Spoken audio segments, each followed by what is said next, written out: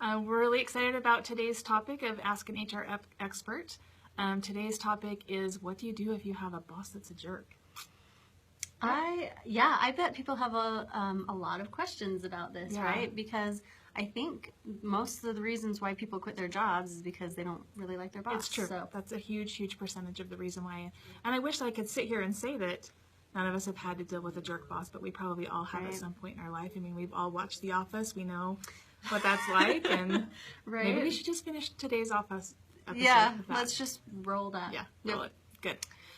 So I think kind of a couple of the problems that we have is maybe there's a lot of managers out there that just haven't had the formal training and they just don't know how to act and how to respond to people. And then a second part of that is there's just going to be people in life that are jerks, as much as we wish that wasn't the case. It's not just in the workplace, they're jerks wherever they go. Right. So I think our job as employees is to kind of how we should navigate that of, if you are in that situation, what's the best thing to do? And you have a couple of options. I think the biggest thing to remember is you can't control other people. So as much as you think that, you're going to change a person by saying something, chances are that they're just not going to change. So you just have to figure out what you can control in that situation, right? Exactly. I mean, that's the biggest thing, is you can control how you react to the situation. And I think it's really important, if you are faced with that situation, to kind of think of, what can I do to better myself? How am I going to react to that? Because I could react negatively and make the situation worse. But what's the outcome you want to have? And then what steps lead to that outcome, right? Exactly. And I think another thing to keep in mind too is a lot of the times we always think that it's other people's fault. It's always the other person's fault. But it's a hard question to ask, but it's good to look internally to yourself and say, gosh, what am I doing that's contributing to the situation, or what could I do differently to get a different outcome from this? Or look at it from their perspective, and maybe there's things in management that as an employee you don't really have access to that information. You don't know what they're working with or where they're coming from all the time.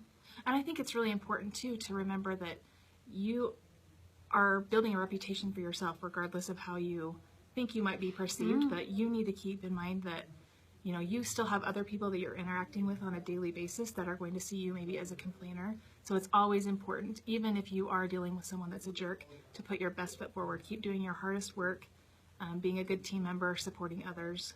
I think that'll go a long way. Okay, so if you're in a situation where you can't just quit your job, right? Yeah. What are steps you can take if you're working with a jerk? Yeah, so there's a couple things that you could do. Number one would be to confront that person. That can be a really scary thing to do. I don't like confrontation myself, but sometimes it just has to be done. So you kind of have to just weigh what that is. But if you are going to make the step to confront them, you need to make sure that you do it in a respectful manner.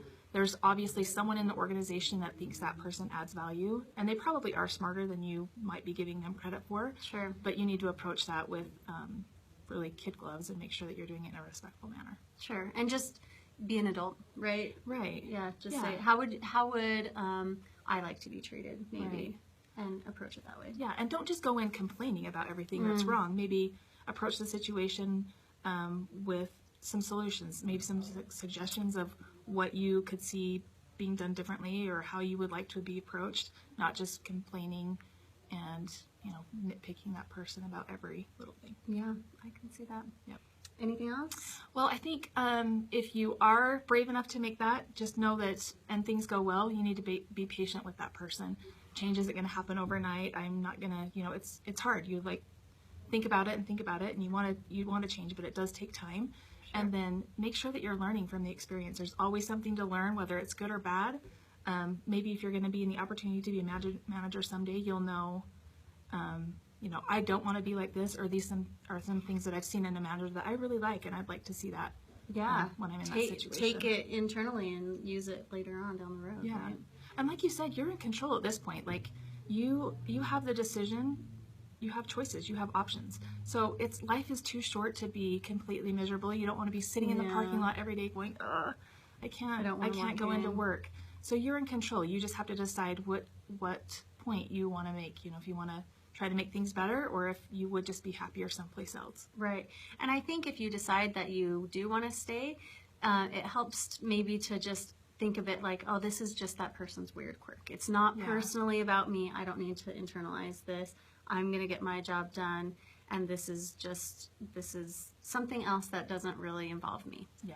And if there are things that are serious, that are concerning, if there's language or harassment that's happening, obviously get us involved. We want that to happen because we don't want you to be okay with a boss being a jerk that way. Right. We want to handle that appropriately. So absolutely. Okay. Call us if you have any questions. Thanks See you so guys much. next week. Thanks.